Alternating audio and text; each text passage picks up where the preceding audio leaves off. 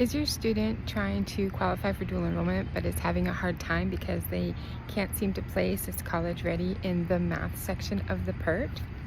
It's actually really common, and the problem is that there's only so many times that a student can actually take the PERT. There are like a couple workarounds to this. First of all, you can ask the testing center to take the AccuPlacer instead. It's a test that's very similar to the PERT, and if they get a qualifying score in the math section, then they can start dual enrollment. Another option is to use a qualifying SAT or ACT score.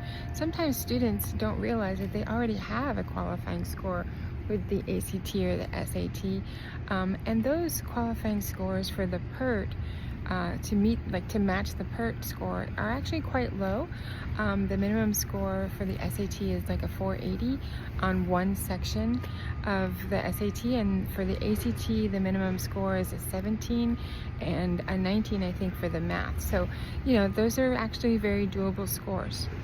And then another option is for your student to take the college algebra CLEP test, which if they take that test and pass, then the state college is actually required to give them college credit for college algebra, which effectively circumvents the PERT completely, and they get credit for college algebra. Say that your student is not a great test taker, and that is that is a reality for a lot of students. So there are a couple other options as well.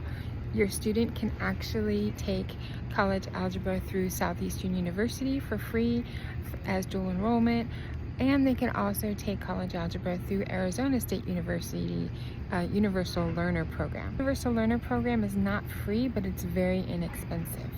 If they take college algebra and pass it and get a C or higher, then that credit might actually transfer to your local state college, and that also could help them circumvent the PERT. I hope this helps.